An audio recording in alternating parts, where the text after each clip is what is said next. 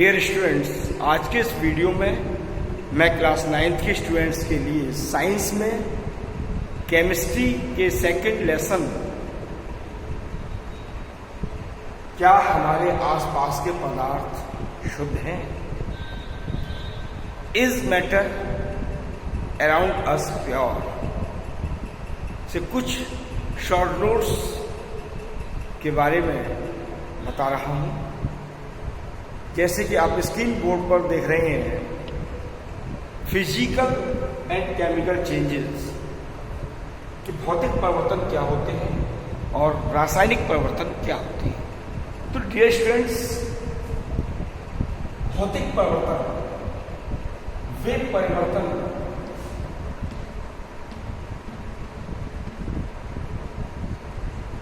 जिनके फलस्वरूप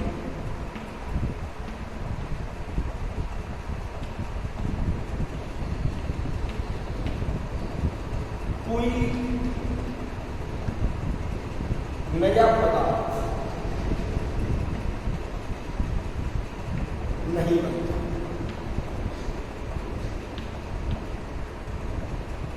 तथा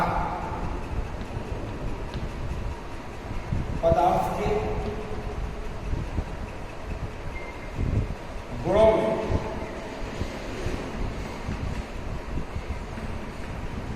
कोई परिवर्तन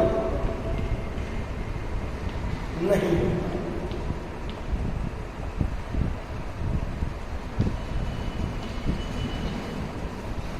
भौतिक या फिजिकल चेंजेस अर्थात भौतिक परिवर्तन कहलाते हैं।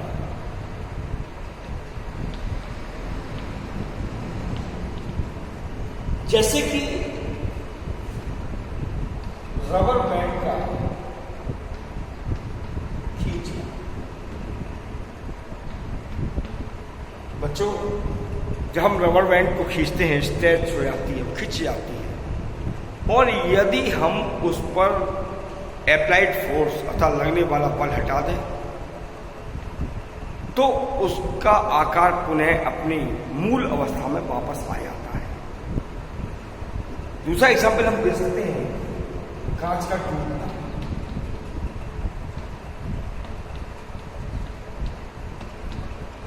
जैसे कि कांच का कोई भी पार्टिकल है, कांच की कोई वस्तु है, ये हाथ से वो छूट जाती है तो गिर जाती है और कांच का बर्तन या कांच की वस्तु टूट जाती है।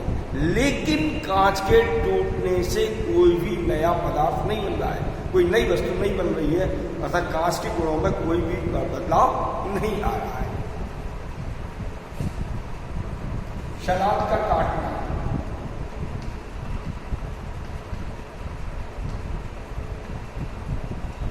जैसे कि जब लंच लेते हैं या डिनर लेते हैं तो फ्रूट्स या वेजिटेबल्स का सैलेड बनाते हैं, तो सैलेड में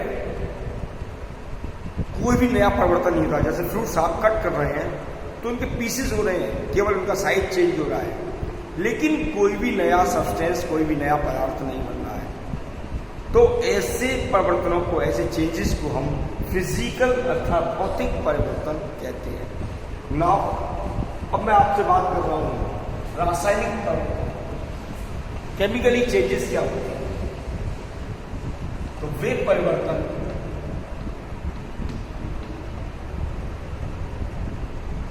जिनके फलस्वरूप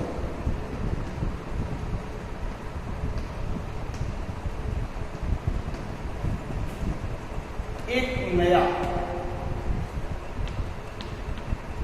पदार्थ होता है,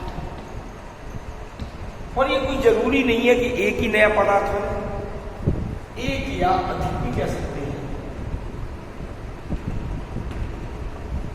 एक या अधिक नए पदार्थ बनते हैं जिनके गुण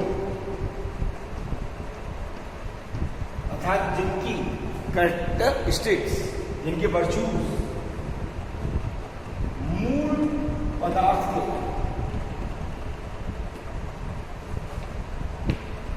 गुणों से भिन्न होती हैं।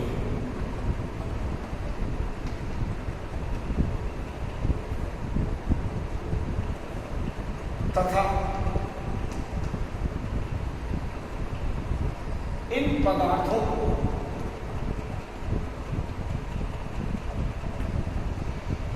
पुनः मूल अवस्था में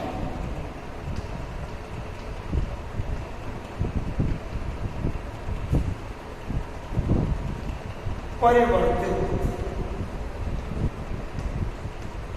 नहीं किया जा सकता।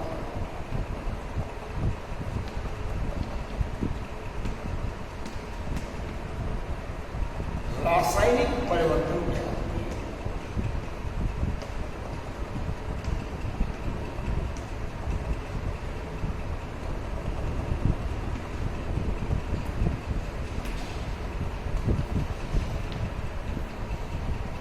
तो प्यारे बच्चों, केमिकली चेंजेस वे चेंजेस हैं जिनके संपन्न होने के दौरान एक नया पदार्थ बनता है, जिसके गुण मूल पदार्थ के गुणों से डिफर होते हैं, और इनको यदि परिवर्तन का कारण हटा दें तो मूल अवस्था में पुनः परिवर्तित नहीं किया जा सकता। जैसे अगरबत्ती का जलना, जब आप अगरबत्ती को जलाएंगे तो अगरबत्ती के जलने पर आश बनेगी अर्थात राख बनेगी। उस राख से आप यदि चाहें तो पुनः अगरबत्ती नहीं तैयार कर सकते। चावल का पकाना, यदि आप चावल को पका लें तो चावल को पकाने के बाद उसके गुण बदल जाते हैं, लेकिन जब पके हुए चावल से पुनः या कच्चे चावल प्राप्त करना चाहें तो एक इम्पॉसिबल स्थिति है, यह संभव नहीं है। दूध से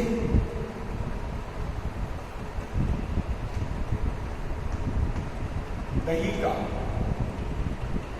जमना, आप दूध से दही तो बना सकते हैं,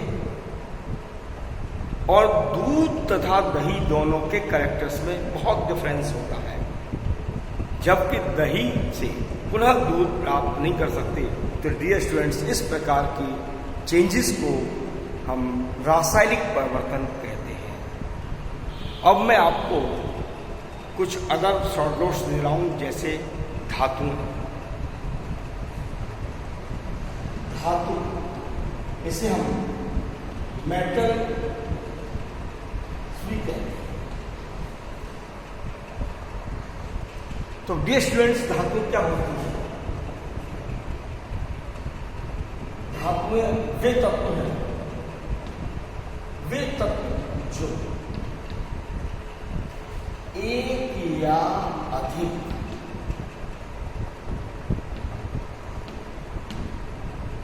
इलेक्ट्रॉन्स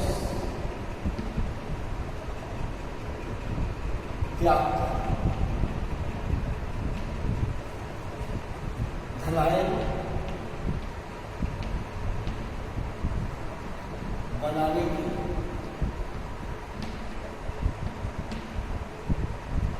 प्रवृत्ति रखते हैं।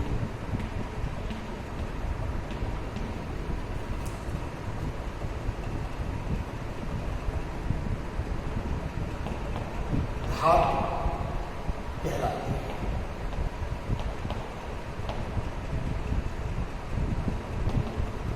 तो डियर स्टूडेंट्स, मेटल्स उन तत्वों को कहेंगे जो एक या एक से अधिक इलेक्ट्रॉन्स को खो करके धनायन बनाते हैं, जैसे कि सोडियम।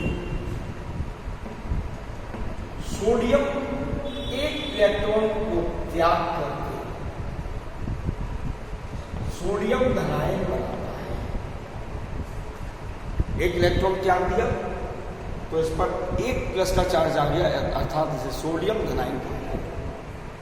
जैसे कैल्शियम 2 इलेक्ट्रॉन्स को त्याग करके कैल्शियम एनाइन बनाती है। जितने इलेक्ट्रॉन्स को लॉस किया जाएगा अर्थात खोया जाएगा, जितने इलेक्ट्रॉन्स को त्यागा जाएगा उतना ही धनावेश आएगा। जैसे पोटेशियम धातु 1 इलेक्ट्रॉन को त्याग करके पोटेशियम एनाइन बनाती है। धातुओं के कुछ विशेष गुण भी होते हैं। नंबर 1, ये कठोर होते हैं।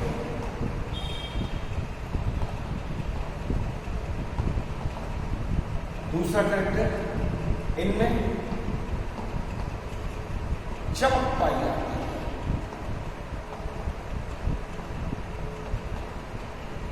अर्थात ये शाइनिंग होती है। ये सोलरस होती है अर्थात इनको पीटने पर साउंड क्रिएट होती है, आवाज उत्पन्न होती है।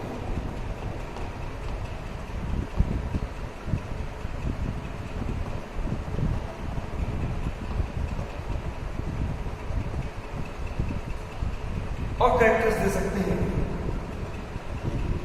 इनको हथौड़े से पीट कर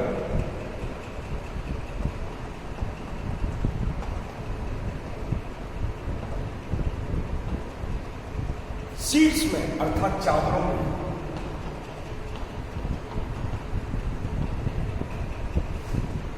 बदला जा सकता है।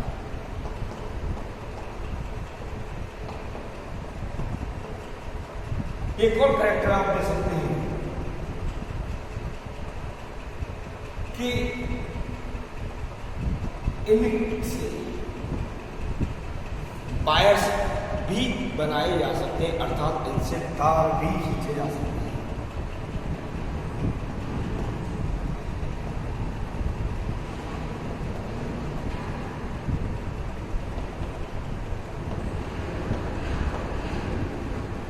अर्थात ये डक्टाइल होती है। अब मैं आपको अधातुओं के बारे में बता रहा हूं कि अधातुएं क्या होती हैं, नॉन मेटल्स क्या होती हैं।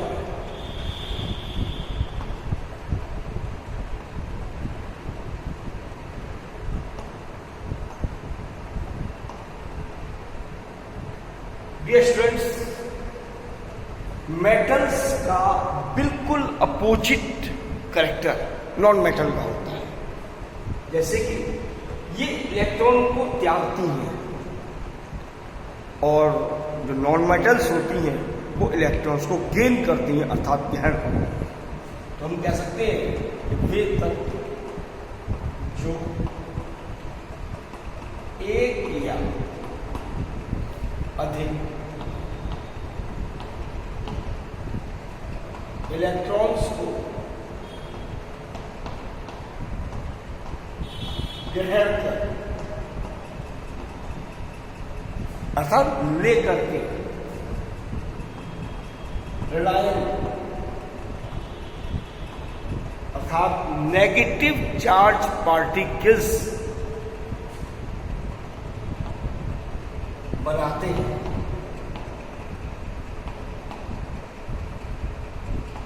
अर्थात कहलाते हैं।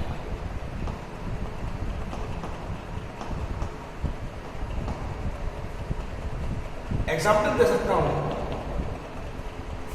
कि जैसे क्लोरीन है, ये क्लोरीन एक इलेक्ट्रॉन को ग्रहण करती है और एक इलेक्ट्रॉन को ग्रहण करके क्लोराइड लाइन बनाती है।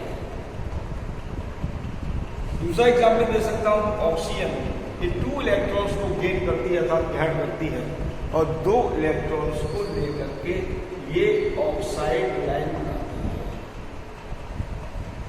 इसी प्रकार से यह स्पष्ट होता है कि वे तत्व जो एक या अधिक इलेक्ट्रॉन्स को ग्रहण कर लाइन बनाए उन्हीं को हम अधातु कहते हैं। इनके कुछ कैरेक्टर्स ले रहा हूं मैं। जो कि मेटल से बिल्कुल ठीक अपोजिट होती है। जैसे ये कठोर होती है, ये भंगुर होती है।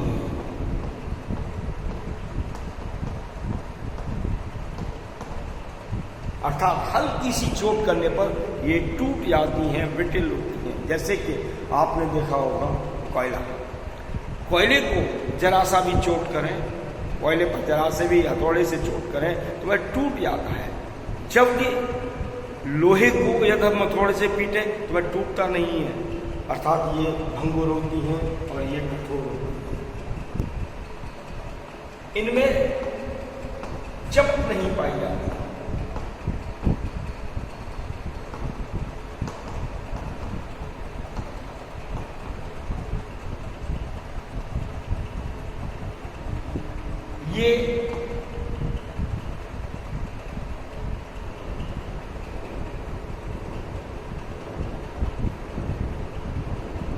ये हम उनको पीट करके चादरों में बदलना चाहें तो इनसे चादरें भी नहीं बनाई जा सकती।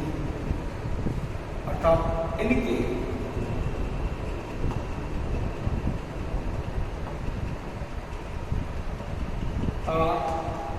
नहीं खींचे जा सकते। और हम ये भी कह सकते हैं, अर्थात इनमें तन्यता का गुण नहीं पाया जाता।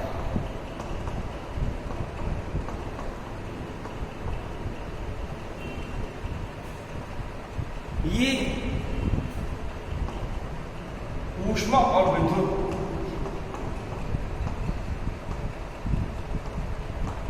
की कुचालक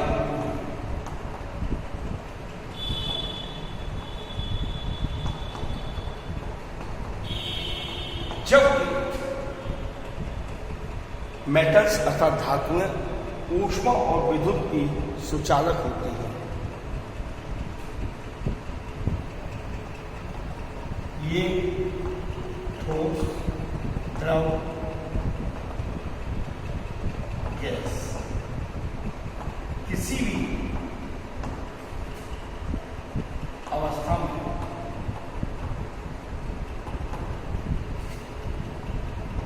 हो सकती है।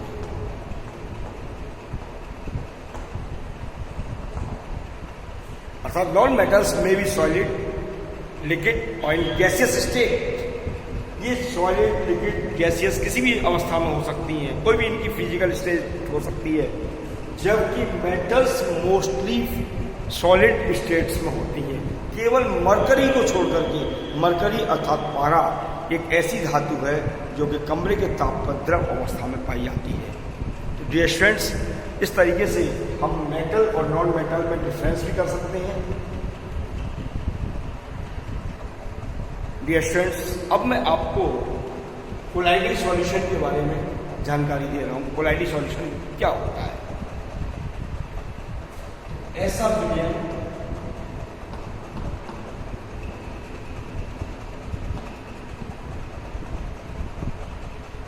जिसके,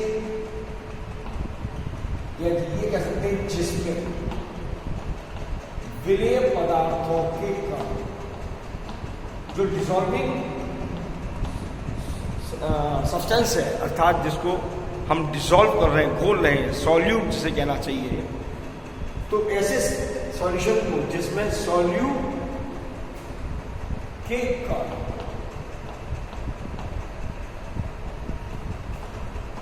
वास्तविक विलयन के कणों से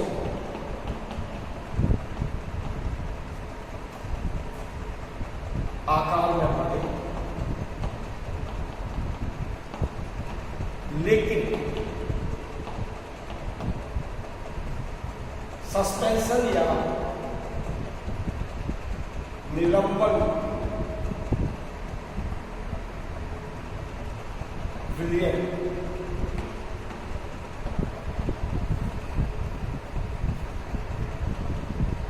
सस्पेंशन विलयन से आकार में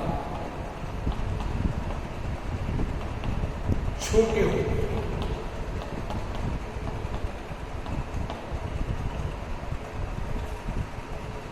कोलाइडी विलयन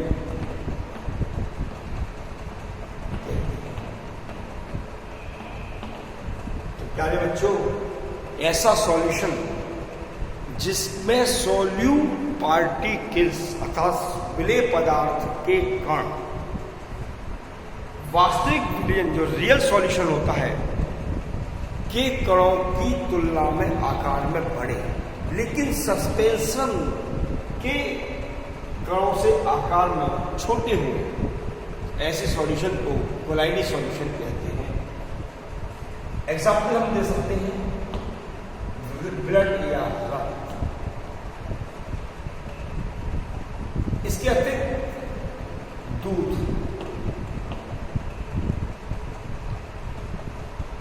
और इसके अतिरिक्त स्याही अर्थात टूथ पेस्ट,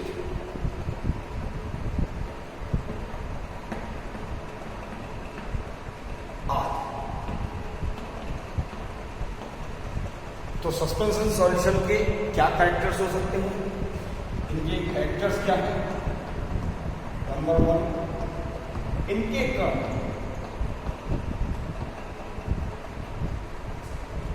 या ये कह सकते हैं कि इनमें सोल्यूट सब्सटेंस के कण आकार में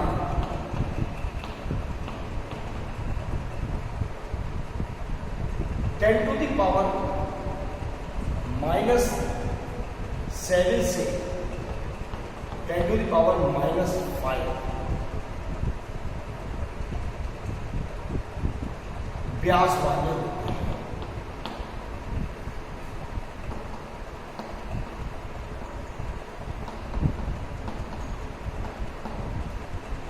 दूसरा पॉइंट ये दे सकते हैं कि सस्पेंस ये कोलाइडी सॉल्यूशन प्राय समांगी अर्थात होमोजीनियस दिखाई देता है, लेकिन रियली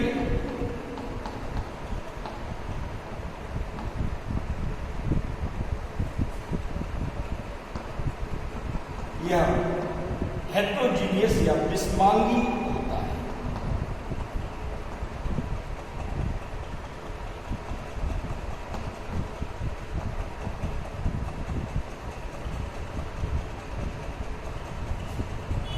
थर्ड पॉइंट, इनके कणों को फिल्ट्रेशन मेथड अर्थात छानने की प्रक्रिया द्वारा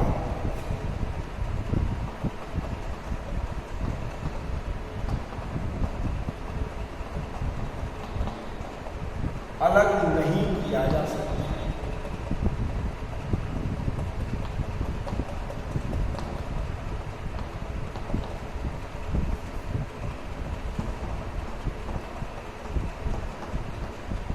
फोर्थ फैक्टर दे सकते हैं, ये स्थायी होती है।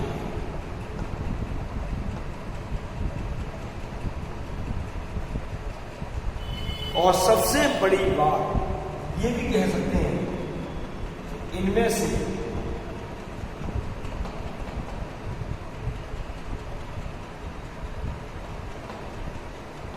गुजरने वाले प्रकाश किरण पुंज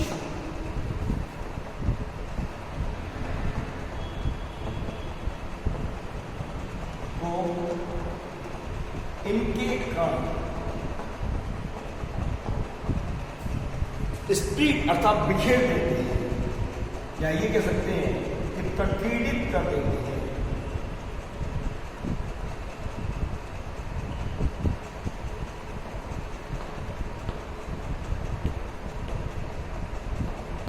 जब कोई भी एक लाइट बीम अर्थात प्रकाश किरण पुंज इनमें से होकर के जब गुजारा जाता है तो इनके पार्टिकल्स उस प्रकाश किरण पुंज को प्रकीर्णित कर देते हैं अर्थात डिस्पर्स कर देते हैं, बिखेर देते हैं। अब मैं आपको सस्पेंशन के बारे में जानकारी दे रहा हूं। निलंबन,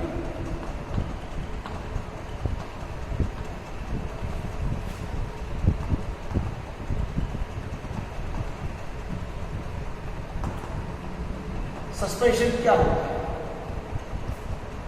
प्यारे बच्चों? ऐसा मिश्रण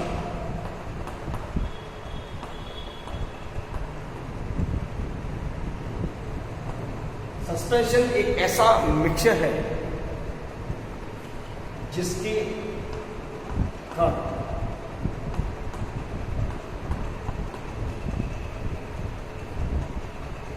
आकार में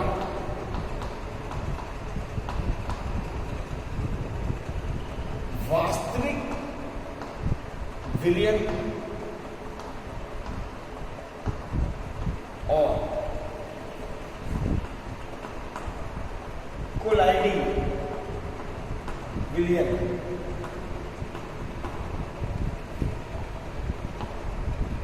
के कणों से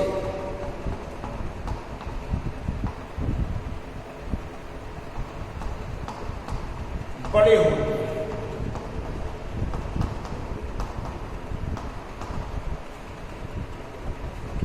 निलंबन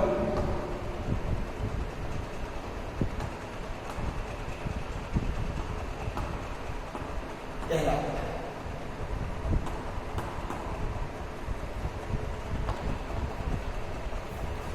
मैं आपको एग्जांपल दे सकता हूं। मटमैला पानी,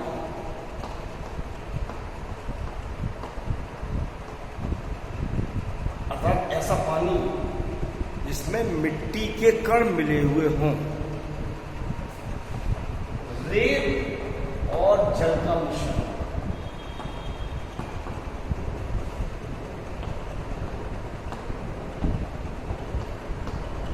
खड़िया और जल का मिश्रण,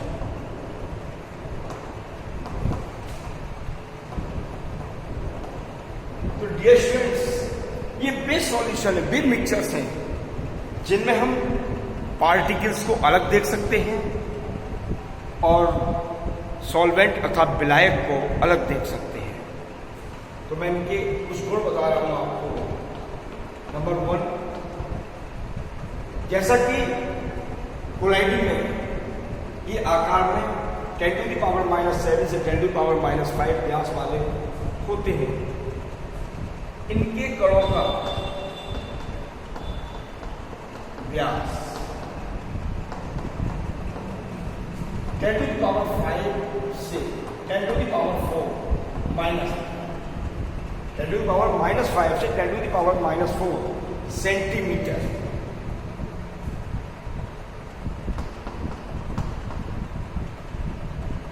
होता है। एक अप्रोक्स मेजरमेंट है ये कि इतने से इतने के मध्य ये हो सकता है। दूसरा कैरेक्टर, ये प्राय आपको समांगी अर्थात होमोजीनियस दिखाई देते हैं, लेकिन रियली ये बिस्मांगी होते हैं। जबकि ये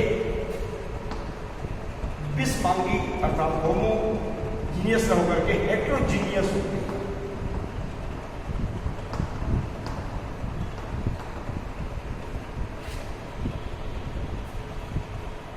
इनके कणों को आप नग्न आई से, अपनी नेक्ड आई से नहीं देख सकते, जबकि इनके कणों को अपनी आंखों से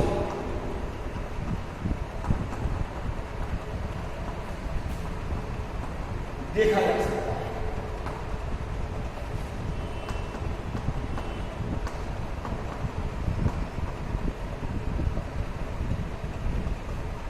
इनके पार्टिकल्स को फिल्ट्रेशन मेथड से अलग नहीं किया जा सकता, जबकि सस्पेंशन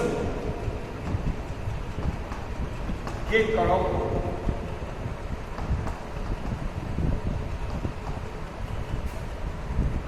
फिल्ट्रेशन अर्थात छानने की विधि कलर किया जा सकता है।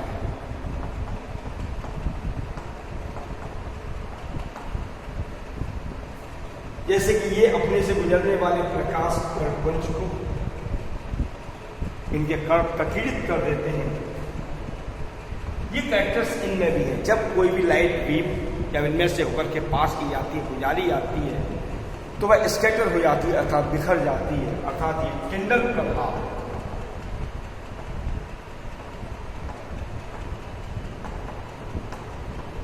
प्रदर्शित करती है।